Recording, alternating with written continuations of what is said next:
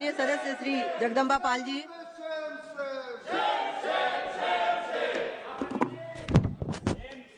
सभापति महोदय, मैं बहुत आभारी हूँ। माननीय सदस्य बैठ जाइए, आपने देश के उन लाखों आंगनबाड़ी की जो महिलाएं आज केंद्र की, प्रदेश की, कोई सरकार हो, उन सारी योजनाओं को लागू करने का काम 6 महीने से 6 वर्ष के बच्चियों को, चाहे स्कूल नगर हो या पुष्टाहार योजना हो।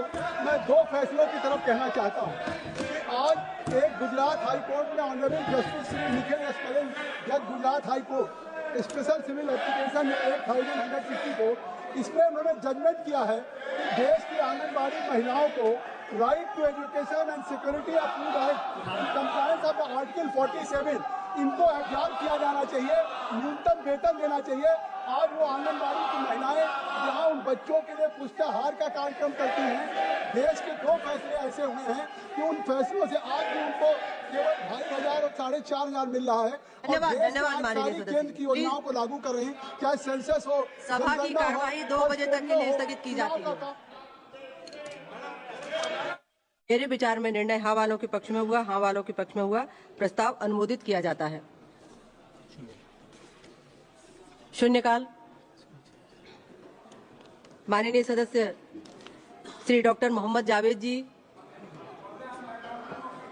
Notice for a very urgent matter, sir. Very. Ma'am, Supreme Court's parameter for reservation eligibility is 25% BPL population. Sir, ma'am, 2023 को नीति आयोग के हिसाब से जो सीमांचल बिहार का एरिया है, जहां पे सुरजापुरी की आबादी अच्छी खासी है, वो 65% बिलो पॉवर्टी है। सुरजापुरी सबसे डिप्राइव्ड लॉट है मैम, और उसको आरक्षण बंगाल में मिल रहा है, बिहार में नहीं मिल रहा है। आदरणीय प्रधानमंत्री भी लगातार पासबांदा मुस्लिम की चर्चा करते हैं, लेकिन वहां पे ना तो कॉलेज है, ना जॉब्स है, ना इंडस्ट्री है, ना एएमयू के लिए फंड दे रहे हैं। मेरी डिमांड है मैम कि inclusion of Surjapuri community in Bihar state reservation list annexure 1 में लिया जाए, inclusion of Surjapuri community in the central OBC list लिया जाए, और ए dedicated socio economic survey by the Bihar government and Niti Aayog should be done at the earliest, and implementation of special welfare schemes targeting education, employment, financial support for Suryapuri, just as done for similar placed communities in other states, ma'am. Thank you very much. माननीय doctor Namdev Kirsan ji.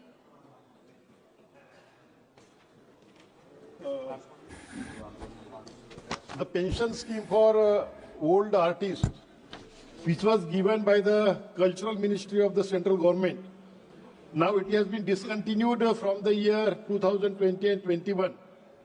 So these old artists, those who are receiving the pension from the central government, now they are depriving of this pension because it is stopped.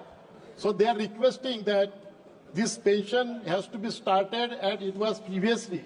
And for the artists who were selected after going through the applications process, as per the format prescribed by the selection committee, we are selected as the beneficiaries of the scheme. When those artists have been selected and some artists have started the pension, so that has been subsequently stopped.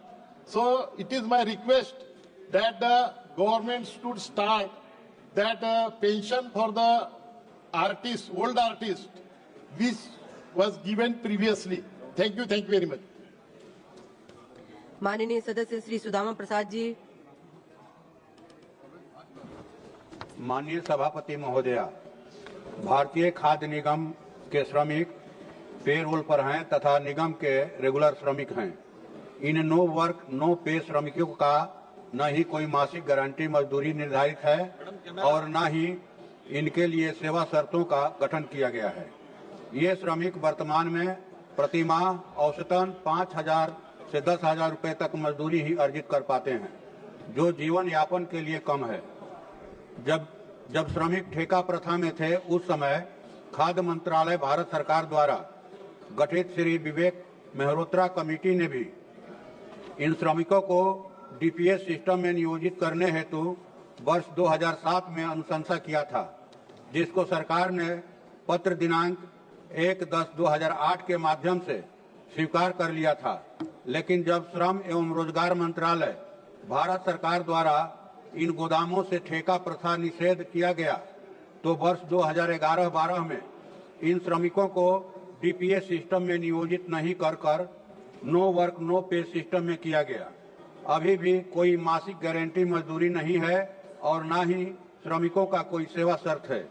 FCI में no work no पे system समाप्त कर DPS system में upgrade करने, ठेकेदारी प्रथा खत्म करने तथा मेडिकल सुविधा प्रदान करने हेतु इन श्रमिकों के लिए मांग करता हूं। धन्यवाद।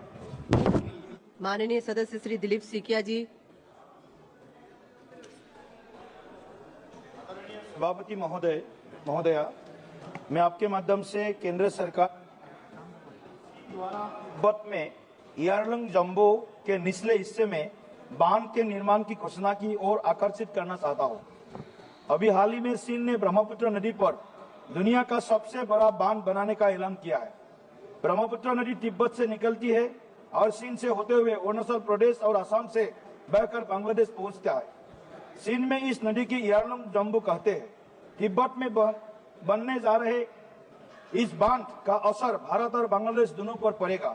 ब्रह्मपुत्र नदी पर बनने वाले इस बांध को तिब्बत पठार के पूर्वी छोर पर हिमालय की विशाल घाटी में बनाया जाना है, जो कि अरुणाचल प्रदेश की सीमा के बेहद नजदीक है और इस इलाका रिंग ऑफ फायर जोन में आता है।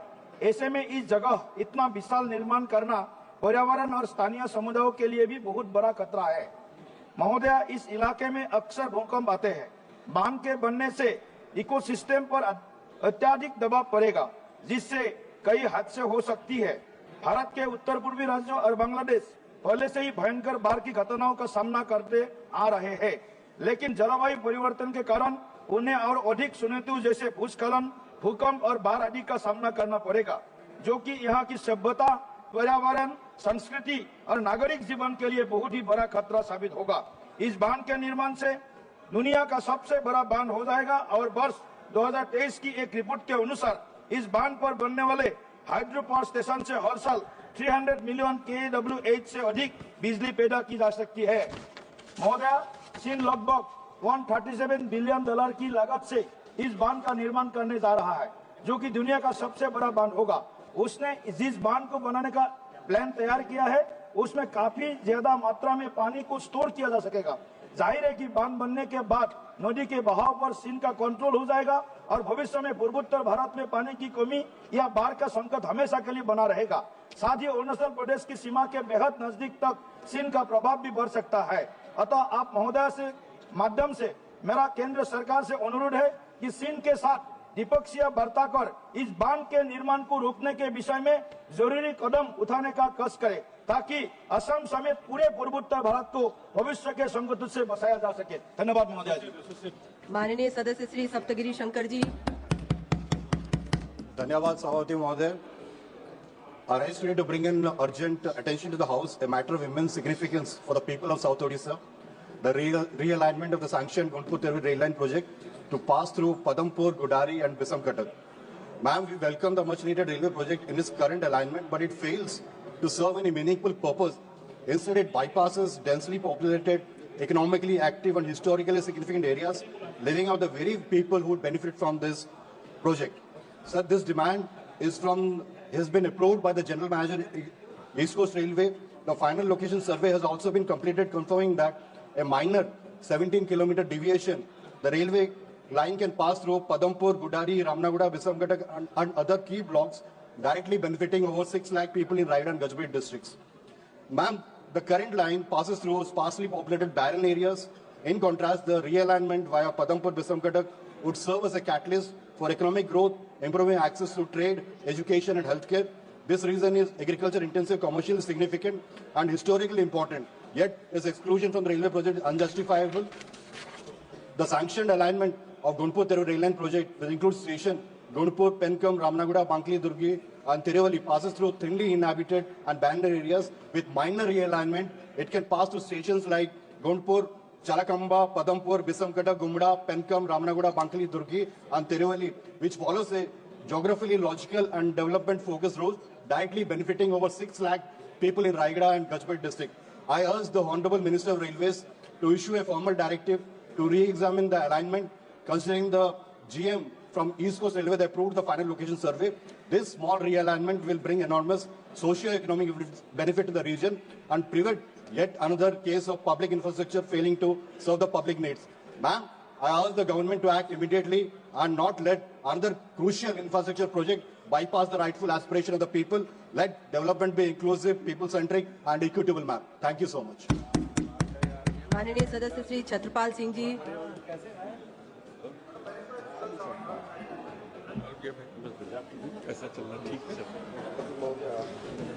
माइक चालू नहीं है क्या? धन्यवाद सभापति महोदया। मैं आपका आभार व्यक्त करता हूं सदन के माध्यम से आपने मुझे शून्यकाल पर बोलने का अवसर दिया। मैं आपके माध्यम से माननीय रेल मंत्री जी से अनुरोध करता हूं कि मेरी संसदीय लोकसभा क्षेत्र बरेली में train number 15056/15056-5 Ramnagar junction Uttarakhand से आगरा फोर्ट जंक्शन उत्तर प्रदेश तक सप्ताह में केवल 3 दिन रविवार, मंगलवार, शुक्रवार को ही जाती है। इस ट्रेन का उपयोग उत्तराखंड तथा तराई तथा बरेली, बदायूं, कासगंज, हाथरस के यात्री भरपूर मात्रा में यात्रा करते हैं। इस ट्रेन के प्रतिदिन न होने के कारण इन यात्रियों को अन्य दिनों में अपनी यात्रा को अन्य संसाधनों से पूर्ण करना पड़ता है, जिससे इस यात्रा को पूर्ण करने में अत्यधिक कठिनाई का सामना करना पड़ता है। जनहित की इन समस्याओं को दृष्टिगत रखते हुए जनमानस को लाभ पहुंचाने के लिए मैं माननीय रेल मंत्री जी से विनम्र निवेदन करता हूं कि रेल संख्या 15056 और 15055 इज्जतनगर मंडल उत्तर पूर्वी रेलवे बरेली को प्रतिदिन कर दिया जाए, जिससे उत्तराखंड और संपूर्ण तराई, बदायूं, बरेली, कासगंज के यात्रियों को इसका लाभ उठा सके। मैं इसके लिए बरेली की जनता सदैव मंत्री जी की आभारी रहेगी। धन्यवाद। माननीय सदस्य सुश्री प्रणति जी। देश के उन लाखों आंगनबाड़ी की जो महिलाएं आज केंद्र की, प्रदेश की कोई सरकार हो, उन सारी योजनाओं को लागू करने का काम 6 महीने से 6 वर्ष के बच्चियों को, चाहे इलेक्ट्रिक नगर हो या पुष्टाहार योजना हो। मैं 2 फैसलों की तरफ कहना चाहता हूँ कि आज एक गुजरात हाई कोर्ट में honourable justice Shri Nikhil S Karen, जज Gujarat high court, special civil application 8164, इसमें उन्होंने जजमेंट किया है कि देश की आंगनबाड़ी महिलाओं को right to education and security of food act compliance of article 47 इनको एब्जॉर्ब किया जाना चाहिए, न्यूनतम वेतन देना चाहिए। आज वो आंगनबाड़ी की महिलाएं जहां उन बच्चों के लिए पुष्टाहार का कार्यक्रम करती हैं, देश के 2 फैसले ऐसे हुए हैं कि उन फैसलों से आज भी उनको केवल 2500 और 4500 मिल रहा है। धन्यवाद माननीय सदस्य। केंद्र की योजनाओं को लागू कर रहे हैं, चाहे सेंसस हो, सभा की कार्यवाही 2 बजे तक के लिए स्थगित की जाती है।